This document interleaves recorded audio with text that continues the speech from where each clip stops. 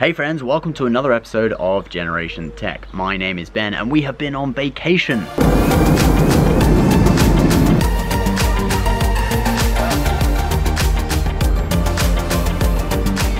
Yes, which is why we're in kind of a strange environment today. But anyway, let's get back to talking about what's most important, Star Wars.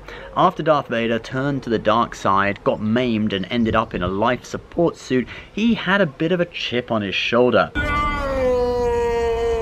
He developed a habit of harming and maiming his own people that even made the Emperor look compassionate in comparison, since killing everyone wasn't actually what the Emperor wanted.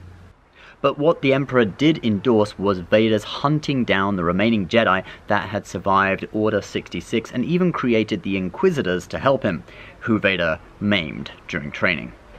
Man, working for Vader must have sucked. Anyway, the Star Wars Marvel comic book series Darth Vader covers the period just after Vader puts on the suit for the first time at the end of Revenge of the Sith. Vader's first order of business was to get himself a new lightsaber after his old one had been unfairly stolen by the criminal and enemy of the Empire, Obi-Wan Kenobi, after he almost killed Vader on Mustafar. The Emperor explains to Vader that a Sith's weapon must be taken from another by force, and its kyber crystal must be made to bleed, making it turn the color red. Vader sets his sights on Master infil'a, a Jedi who had taken the Barash vow to cut himself off from the Order as a kind of penance for past transgressions from the Jedi teachings. Thus, Master infil'a was not discovered by clone troopers during the execution of Order 66. He survived on the river moon of Al-Dolim in the Mid-Rim. Master infil'a was in shape, constantly meditating on his moon, and had obviously read this article on the hottest man-bun hairstyles in men's hairstyle world. He'd even developed a style of 2 man-buns instead of 1. And he was actually a tough match for Vader. He had specialized in combat during his time in the Jedi Order. He initially cracked open a dam, hitting Vader with a tidal wave, and then later threw Vader off a cliff and left him for dead. But finally Vader distracted infil'a by killing civilians and took his lightsaber using the Force, then started choking infil'a. Infil'a had a good heart and pleaded with Vader to spare the civilians in exchange for his life. But you know, at this time, Vader was just on a killing spree and didn't care. Now Vader has a lightsaber, the next Jedi he goes after is a high-value target, Jocasta Nu. Remember that Jedi Temple chief librarian who has a bee in her bonnet about the accuracy of her archives? Perhaps the archives are incomplete. If an item does not appear in our records, it does not exist. Or perhaps she just didn't like Obi-Wan.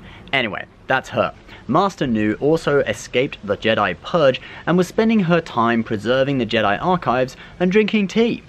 She was important to Vader and the Emperor because she knew all the secrets of the Jedi Order, as well as information about the dark side, including the secrets of the Sith. In addition, she had a list of every known Force-sensitive child in the galaxy that the Jedi had compiled, key to either the re-emergence or destruction of the Order.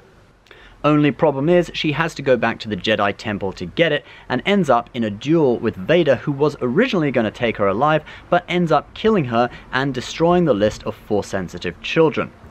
Why exactly Vader destroyed that list is open to debate, and it may become clear in future issues of the comic. Vader's third Jedi victim in the comic book series so far is Ferren Barr.